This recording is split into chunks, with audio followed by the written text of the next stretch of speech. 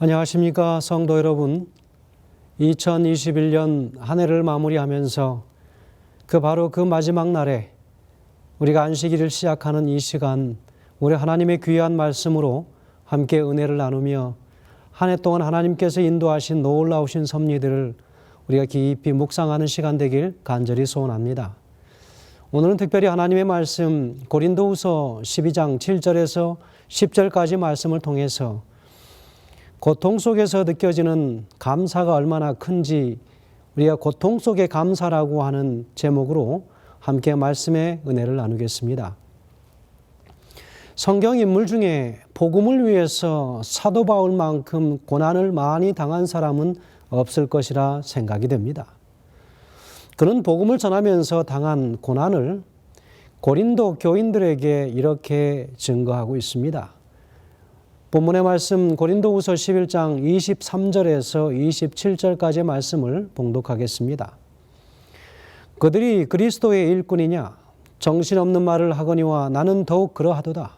내가 수고를 넘치도록 하고 옥에 갇히기도 더 많이 하고 매도 수없이 맞고 여러 번 죽을 뻔하였으니 유대인들에게 40에서 하나 감한 매를 5번 맞았으며 3번 태장으로 맞고 1번 돌로 맞고 3번 파선하고 일주야를 깊은 바다에서 지냈으며 여러 번 여행하면서 강의 위험과 강도의 위험과 동족의 위험과 이방인의 위험과 신의 위험과 광야의 위험과 바다의 위험과 거짓 형제 중의 위험을 당하고 또 수고하며 애쓰고 여러 번 자지 못하고 줄이며 목마르고 여러 번 굶고 춥고 헐벗었으며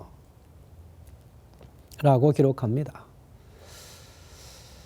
여러분, 영어 성경에서 말하는 많은 단어들 중에서 특별히 thank라고 하는 이 단어는 고맙다라고 하는 뜻이 있지요.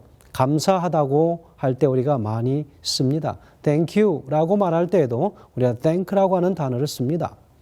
감사함을 전한다라고 하는 뜻을 가지고 있지요.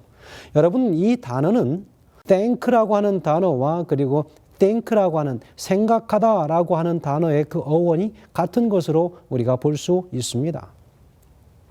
그래서 무엇을 어떻게 생각하느냐에 따라서 감사의 조건은 달라질 수도 있다라고 하는 것을 우리가 바꾸어서 생각해 볼 수 있습니다. 여러분, 감사합니다라고 하는 것은 한자의 말이지요. 실제로 중국에서는 고맙다라고 하는 표현을 할 때 감사의 사자를 그대로 써서 씨에씨에라고 그렇게 표현합니다. 그리고 실제로 감사라고 하는 것은 깐씨라고 하는 그 말로 씁니다. 그래서 고맙다, 고마움을 나타내는 인사의 표현을 할 때에 쓰는 그런 말이지요. 여러분, 이 고맙다라고 하는 이 말은 사실은 고맙습니다라고 하는 것은 우리의 순 토박이 말이지요. 이 고맙다고 하는 것은 남이 베풀어준 은혜나 신세를 입었을 때 마음이 즐겁고 흐뭇한 그런 뜻에서 사용하는 형용어입니다. 여러분, 고맙다의 어근이 고마의 이 신이라고 하는 존경이라고 하는 의미를 가지고 있습니다. 여러분, 고맙다가 신과 같이 존귀하다라고 하는 뜻을 갖게 된 것이지요. 그래서 고맙다라고 하는 말은 고마운 느낌을 표현하는 순수 혈통의 우리 말인 셈입니다. 여러분, 이 고마움이라고 하는 것을 표현을 많이 하면 할수록 참 좋은 일이지요. 그러나 이 고마움은 생각하기에 따라서 다른 것입니다. 때로는 나에게 참 가슴 아픈 충고를 했지만 그것이 내게 큰 반성을 일으킬 수 있는 그런 충고였다면 그것은 가슴 아프지만 고맙고 감사한 것입니다. 그러나 그것을 다르게 생각하면 그것은 참으로 서운하게 들릴 수도 있겠지요. 그러나 생각하기에 따라서 고마움과 그 마음속에 일어난 서운함은 교차하는 것입니다. 여러분, 우리가 어떻게 생각하느냐에 따라서 그것은 다른 것입니다. 사도 바울이 그가 선교 여행 중에 경험하였던 참으로 매로 맞고 그리고 사람들에게 많은 모함과 멸시를 당하고 그리고 사람들로 하여금 많은 위험 속에 처해 있었던 사도 바울의 처지를 생각하면 한없이 그것이 원망스러운 일이겠지만 그러나 그것이 시간이 지나고 보니 한없이 나에게 감사하고 고마운 일이었다라고 하는 그 마음을 오늘 사도 바울은 전하고 있습니다.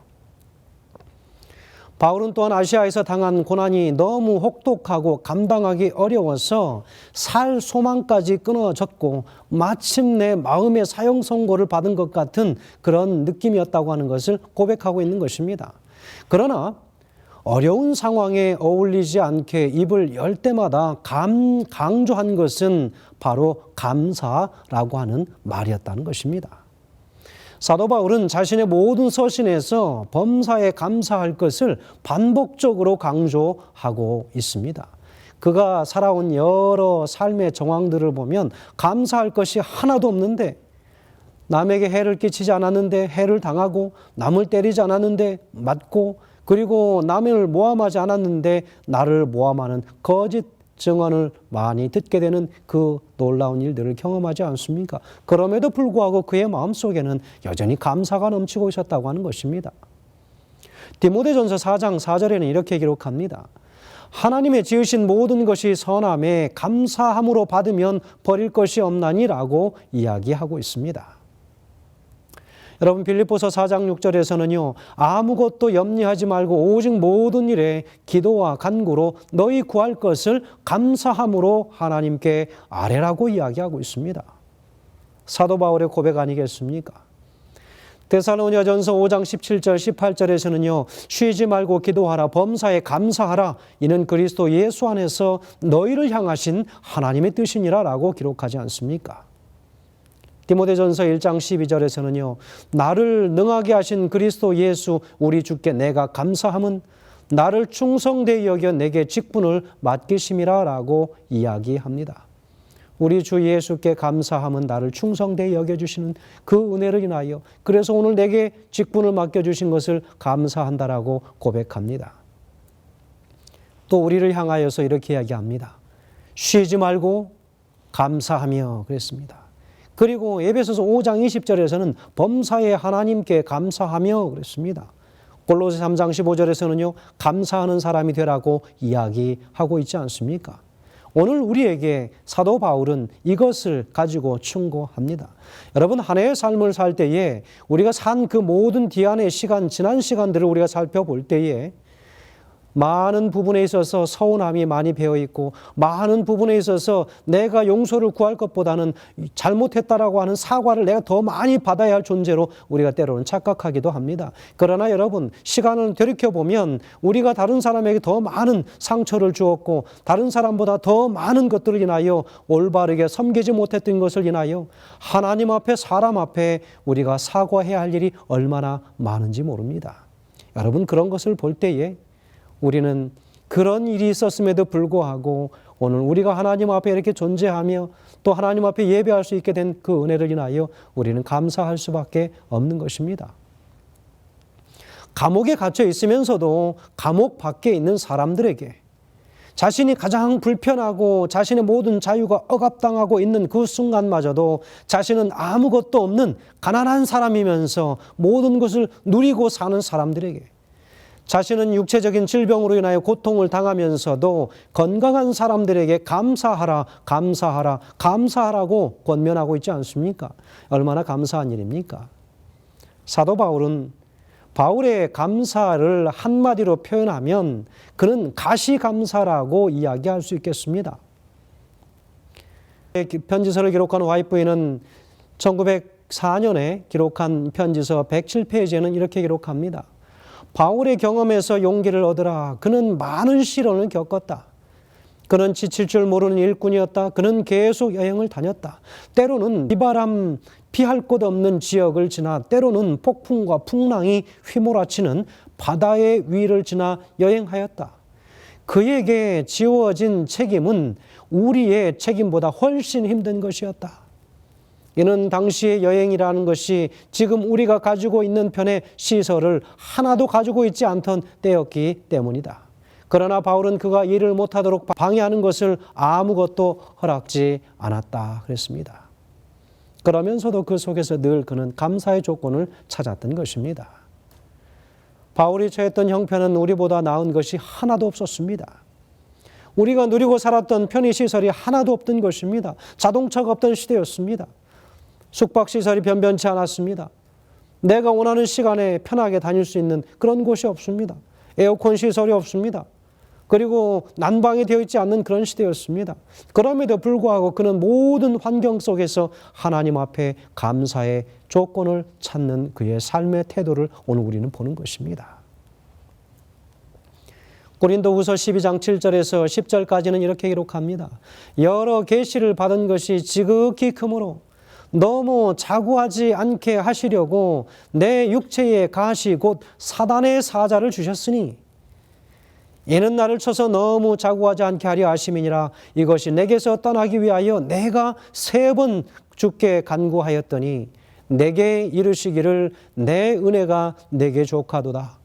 이는 내 능력이 약한 데서 온전하여짐이라 하신지라. 이러므로 도리어 크게 기뻐함으로 나의 여러 약한 것들에 대하여 내게 머물게 하려 함이라.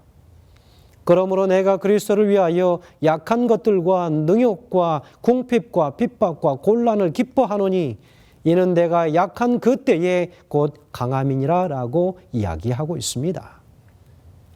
사도 바울의 고백은 참으로 우리의 심장을 찌르지 않습니까? 내 은혜가 내게 족하도다 라고 하나님께서 주시는 그 음성을 그가 들은 것입니다. 그러니 이제는 그가 고백할 수밖에 없습니다. 그러므로 내가 그리스도를 위하여 약한 것들과 능욕과 궁핍과 핍박과 곤란을 기뻐한다 그랬습니다. 성도 여러분, 우리가 하나님 앞에 봉사하고 우리가 하나님 앞에 섬긴다고 하면서 내게 오는 능욕과 궁핍과 핍박과 곤란을 인하여 우리가 기뻐하지 못하는 적이 얼마나 많습니까? 오늘 우리는 한 해를 마무리하면서 한 해의 맨 끝자락 2021년 다시는 돌아올 수 없는 한 해를 우리가 마무리하는 이 과정에서 여러분 올 한 해에 있었던 마음의 상처들, 서운한 것들 여러분 그것이 다 하나님께 간절히 간구하여 그분께 드리면 그분께 영광이 된다고 하는 사실입니다. 그리하여 오히려 내가 빚을 받을 것보다는 다른 사람에게 더 많은 사랑의 빚을 진 존재임을 우리가 다시 한번 기억하면 좋겠습니다. 여러분 이 사실을 기억한다고 하는 것 바로 이것은 내가 약할 그때에 곧 강함이 될 것이다 라고 사도 바울은 고백하고 있습니다. 오늘 내 자신이 겸손하게 약한 자의 자리에 처하게 된다면 비로소 그것은 영적 강자가 된다고 하는 사실을 오늘 우리에게 상기시켜주고 있습니다. 그는 몸에 육체의 가시를 지녔는데 바로 이것은 다름이 아닌 그의 몸의 질병이었습니다. 그를 그토록 괴롭힌 육체의 가시가 무엇이었는지 정확히는 알 수 없지만 학자들은 안질이나 혹은 간질이었을 것이라고 추측합니다. 다메섹 도상에서 햇빛보다 더 강한 빛을 본 후유증으로 그는 안질을 앓았을 것이라고 하는 많은 주장들이 있습니다. 갈라디아서 4장 15절에 보면 바울은 갈라디아 성도들에게 그렇게 이야기합니다. 너희가 할 수만 있었더라면 너희의 눈이라도 빼어 나를 주었을 것이다. 그렇게 표현하고 있지 않습니까? 그래서 갈라디아 교인들에게 보낸 서신의 예를 들어서 본다면 그렇게 추측해 보는 것입니다. 어쨌든 그는 육체의 가시로 많은 고통을 당하고 있었던 것이 사실입니다. 그래서 많은 경우 그의 선교 여행에 그리고 말씀 사역에 많은 지장이 있었던 것으로 볼 수 있습니다. 이것이 복음을 전할 때 조롱받는 원인이 되지 않았을까 많은 염려를 하였지요.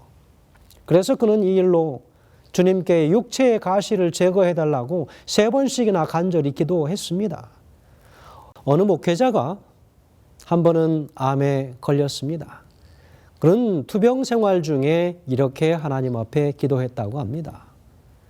주님, 제 아픔이 너무 커서 그 아픔이 가족들의 아픔이 되지 않기를 기도합니다. 주님, 제 아픔이 너무 커서 그 아픔이 교회의 어두운 그늘이 되지 않기를 기도합니다. 주님, 제 아픔이 너무나도 유별나서 세상 사람들의 조롱거리가 되지 않기를 기도합니다라고 그 목회자는 기도했다는 이야기가 있습니다. 여러분, 그가 아팠지만 얼마나 하나님 앞에 누가 되지 않기 위하여 그렇게 간절히 기도했습니까? 오늘 우리에게 바로 그런 정신이 필요하다는 것입니다. 사도 바울도 주님 앞에 그렇게 기도합니다. 육체를 고통스럽게 하고 복음 전파를 방해하는 육체의 가시를 제거해 달라고 반복적으로 하나님 앞에 기도했다고 이야기합니다. 3번씩이나 간구했다고 이야기하지 않습니까? 그런데 주님의 응답은 무엇이었습니까? 가시를 제거해 주신 것이 아니라 오히려 말씀하시기를 내 은혜가 내게 족한 줄 알아라 바울아 라고 이야기합니다. 내가 받은 것 그 은혜가 족하지 않느냐? 오늘 내가 살아 숨쉬고 있음에 감사하지 않느냐? 오늘 내가 먹을 것을 인하여 내 입으로 그 맛을 느끼며 살 수 있는 것 감사하지 않느냐? 먹을 음식에 관한 그 모든 냄새를 맡을 수 있는 것 감사하지 않느냐? 얼마 전에 한 성도님께서 제게 그런 말씀을 하셨습니다. 목사님, 맛을 느끼고 그리고 냄새를 느끼며 사는 것이 얼마나 감사한 일인지 이제 알았습니다라고 말씀하시는 그 고백을 제가 들었어요. 저는 웃고 말았습니다. 그러면서 오늘 살아있는 것이 하나님 앞에 감사하다라고 그분은 고백했어요. 바로 그는 하나님께로부터 예스 대신 노라고 하는 기도의 응답을 받은 것입니다. 그래서 사도 바울은 그가 3번씩 하나님 앞에 간구하였지만 그래 바울아 내가 내 가시를 제거해 주마 이렇게 말씀하신 것이 아니라 뭐라고 말씀하십니까? 내 은혜가 오늘 내게 족하다 이야기합니다. 여러분 우리가 얼마나 많은 것들을 누리고 삽니까? 그 속에서 하나님 앞에 감사하지 못하고 불평하며 내 주어진 조건들을 감사하지 못하고 살아왔던 올 한 해의 시간들을 다시 한번 되돌이켜 봅니다. 얼마나 하나님 앞에 감사할 조건들이 많습니까? 내 사랑하는 가족들이 여전히 있습니다. 하나님께서 내게 주신 모든 분복들이 있습니다. 하나님의 교회가 있습니다. 섬겨야 할 성도들과 교회가 있습니다. 얼마나 감사한 일인지 모릅니다. 여러분 가시가 무엇입니까? 가시는 생명을 위협하지는 않지만 사람을 심히 고통스럽게 하고 목숨에 박혀서 끊임없이 괴롭히는 것 아니겠습니까? 아마도 사도 바울은 자신의 육체의 가시만 해결된다면 모든 문제가 깨끗하게 다 해결될 것이라고 생각했을 것입니다. 여러분 어디 그렇던가요? 또 다른 문제가 해결이 되어지면 또 다른 이슈들이 생겨서 그것이 문제화되어지는 예를 우리가 종종 목격하고 경험하지 않습니까? 우리 주님은 사도 바울에게 예스 대신 노라고 말씀하십니다. 그래서 그러나 그는 실망하거나 낙담하지 않고 주님의 뜻이 무엇인지를 순종하며 그 속에서도 감사의 조건을 찾고자 그는 노력하는 모습을 오늘 우리에게 보여주고 있습니다. 주님의 마음을 온전히 이해했기 때문에 그런 감사가 나왔을 것입니다. 자신의 뜻대로 일이 풀릴 때에는 누구나 감사할 수 있습니다.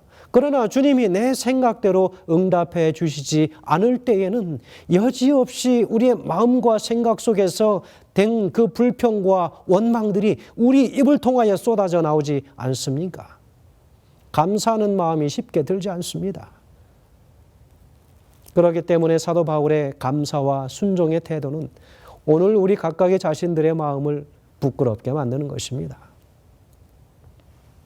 여러분 이것처럼 주님을 신뢰하지 않고는 감히 입에서 나올 수 없는 감사, 바로 그 감사는 가시감사라고 우리는 말할 수 있습니다. 장미꽃 감사가 어린아이의 감사라면 가시감사는 성숙한 사람만이 드릴 수 있는 차원의 높은 감사인 것입니다. 감사할 수 없는 상황 속에서 감사하는 것, 그것은 하나님 앞에서 드릴 수 있는 절대적 감사입니다. 10손가락 중에 한 손가락에만 가시가 박혀도 그것이 온통 신경이 쓰여서 다른 것도 아무것도 생각할 겨를이 없는 우리 자신들을 종종 목격하지 않습니까? 마찬가지로 10가지 감사할 일이 있어도 한 가지 섭섭한 일이 생기면 감사하지 못하는 것이 우리네 인생들 아니겠습니까? 한 가지 힘든 일이 10가지 감사를 다 틀어막아 버리는 이유이기 때문에 그렇습니다.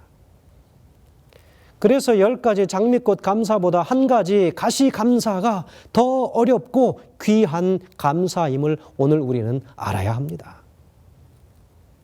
성도 여러분, 장미꽃으로 10번, 100번 감사하는 것보다 가시로 인하여 고통받을 때 한 번 감사하는 것은 하나님을 더 기쁘게 하시고 그분의 축복이 더 크게 나타나게 하는 길이라고 하는 사실을 오늘 우리가 기억하면 좋겠습니다.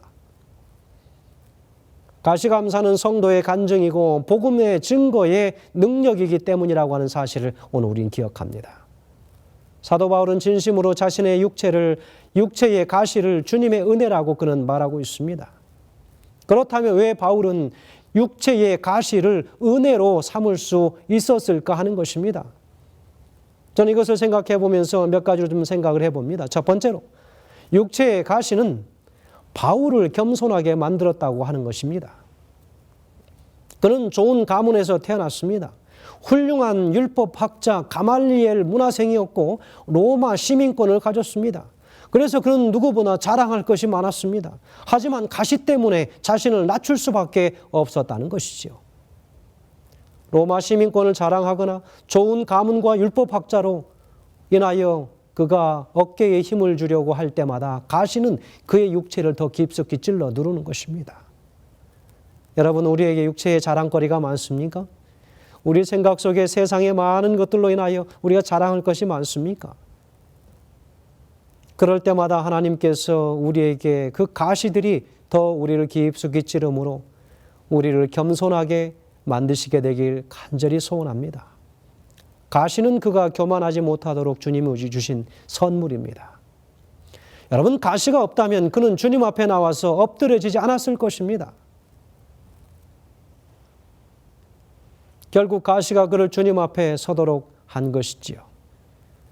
하나님이 주신 가시는 그가 미워서가 아니라 그가 피조물로서의 존재 위치를 잊지 말도록 하기 위함이었습니다. 우리 주님은 가시를 통해서 우리의 인생길을 만들어 가시는 그런 분이십니다. 저는 개인적으로 몸이 참 건강했었던 사람이었습니다. 누구나 다 그러겠지만 과거에 군대에 있을 때나 더 젊었을 때는 발이 땅에 닿는지도 모르게 뛰어다녔던 그런 사람이었습니다. 그런데 제가 목회에 나와서 제 육신에 가시가 생겼습니다. 갑상선이라고 하는 참 힘든 병이었습니다. 다른 사람이 보기에는 전혀 아픈 곳이 없는 것 같은데 자가 면역 질환으로서 혼자 고통스러운 것입니다.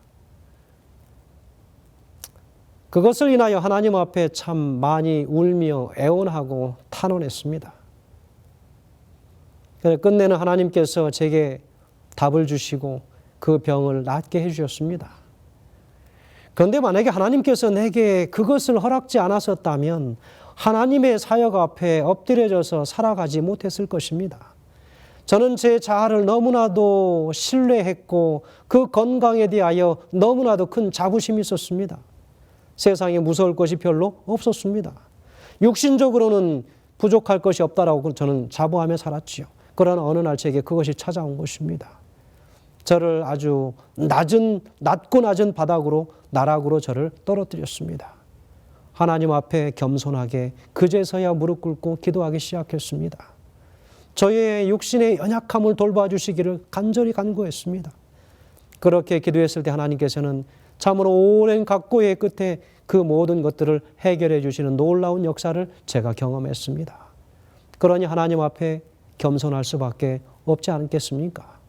혹은 제 자신이 그렇지 못하는 순간이라도 다시 겸손의 자리로 돌아가기 위하여 몸부림을 치고 살아가고 있습니다. 화이트빈이 기록한 편지서에는 이렇게 기록합니다. 바울의 고통은 제거되지 않음. 바울은 육체적인 고통이 있었다. 그의 시력이 나쁜 것이었다. 그는 열렬한 기도로 고칠 수 있으리라고 생각하였지만 주님이 가지신 목적은 따로 있었다. 그리고 그분은 바울에게 말씀하시기를 이 문제로 내게 더 이상 말하지 말라. 내 은혜가 내게 족하도다라고 말씀하시지 않습니까? 성도 여러분, 오늘 우리가 가지고 있는 약간의 부족한 것들 혹은 그것이 나의 약점이고 나의 가시라고 여겨진다면 오늘 하나님 앞에 오히려 그것을 인하여 오늘 나를 더 자고하지 못하게 하고 높아지는 것을 막으시고 나를 더 겸손하게 키워가시기 위하여 내게 주시는 것이라고 여러분 생각하신다면 하나님 앞에 감사할 수 있게 될 것입니다.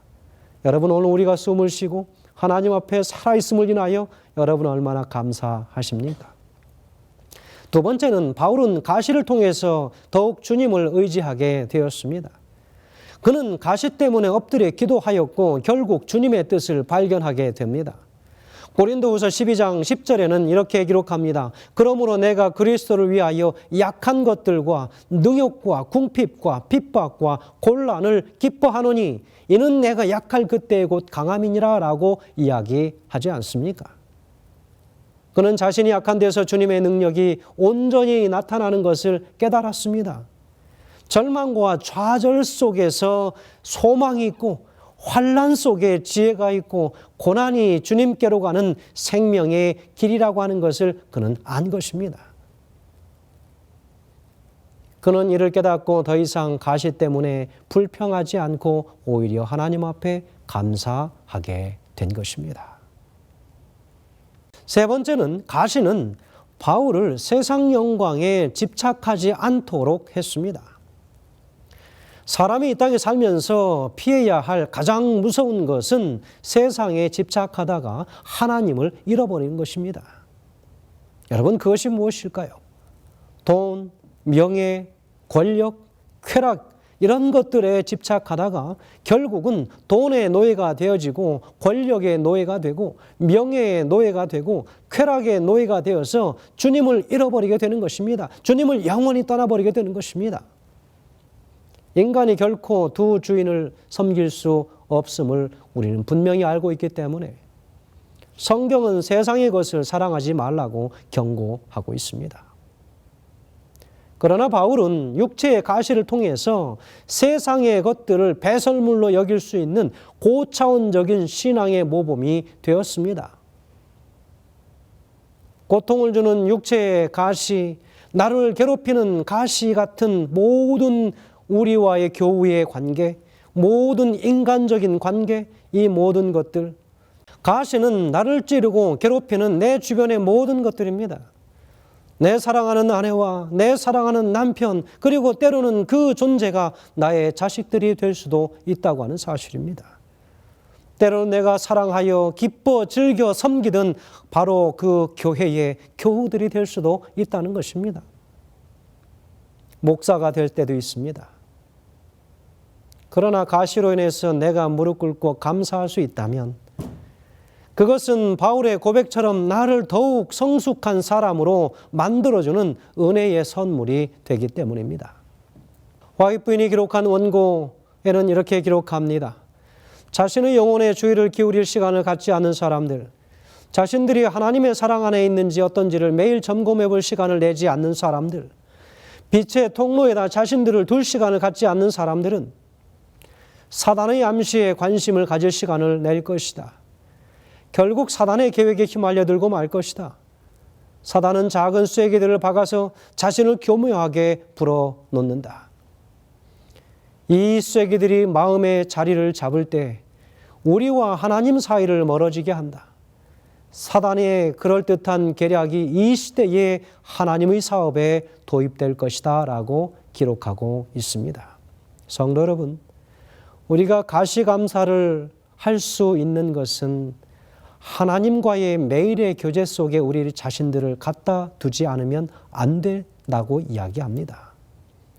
우리가 그렇게 하지 못하면 언제든지 우리는 사단의 교묘한 그런 작전에 휘말려드는 것입니다. 사단의 암시에 관심을 가질 시간을 우리 자신들을 그렇게 노출시키고 말 것이라고 하는 것을 이야기하지 않습니까? 자신들이 하나님의 사랑 안에 있는지 어떤지를 매일 점검해 보지 않는 사람들, 예수 그리스도의 밝은 빛의 통로에 자신들을 갖다 놓는 일을 하지 않는 사람들, 그들은 여지없이 사단의 교묘한 꼬임수에 넘어간다고 하는 것입니다. 여러분, 마귀라고 하는 존재는 그 마귀의 그 원뜻은 무엇이냐면 둘 사이를 이간질시키는 존재라고 하는 그 원뜻을 가지고 있습니다. 성도 여러분, 우리는 한순간도 사단에게 그런 기회를 노출하지 않게 되기를 간절히 소원합니다. 욥기 23장 10절에서는 이렇게 기록하고 있습니다. 나의 가는 길을 오직 그가 아시나니 그가 나를 단련하신 후에는 내가 점금같이 나오리라 라고 기록하고 있습니다. 성도 여러분, 올 한 해를 우리가 어떻게 마무리하면 좋겠습니까? 오늘 그 답은 오늘 말씀 속에 바로 있습니다. 오늘 우리 자신들을 어떻게 해야 될까요? 하나님 앞에 구별하여 하나님의 말씀 앞에서 우리 자신들을 점검받게 하고 우리 마음에 얻은 부분을 그분의 빛의 통로에 갖다 놓을 때에 모든 어두운 그림자가 다 거쳐지고 그분의 아름다운 밝은 빛으로 우리의 심령을 가득 채우게 될 것이라고 하는 사실입니다. 사랑하는 성도들이시여, 2021년은 이젠 다시 오지 않습니다. 그러나 우리가 한 가지 기억해야 할 것은 올 한 해에 경험했었던 모든 것들이 2022년도의 삶에서는 결코 그 나쁜 것들이 다시는 경험되지 말 것이며 좋은 것들은 끊임없이 개발하여서 하나님의 영광을 드높이는 우리 모두가 되어서 장미감사에 취해 있었던 우리 자신들이 가시감사도 할 수 있는 우리 자신들로 다시 한번 탈바꿈되어질 수 있는 놀라운 역사들이 우리 그리스도인의 삶 속에 일어나길 간절히 소원하면서 말씀을 줄이겠습니다. 기도하겠습니다. 하늘에 계신 아버지 하나님, 오늘 우리 심령 속에 가시감사의 원리를 가르쳐 주셔서 감사합니다. 아버지 하나님, 이제 새로운 한 해를 이제 우리가 마무리합니다. 그리고 또 새로운 한 해를 우리가 맞이합니다. 참으로 중요하고 소중한 이 시점에 우리가 하나님께서 오늘 말씀을 통하여 우리의 모든 신앙의 여정에 빛을 밝혀준 것처럼 그 길을 따라 순종하며 갈 수 있도록 인도하여 주시옵소서. 오늘 함께 머릿속에 기도하는 당신의 모든 믿음의 백성들 위해 하늘의 한량없는 축복과 은혜가 충만하게 임하게 하시기를 우리 구주 예수님의 귀하신 이름으로 간절히 축원하옵나이다. 아멘.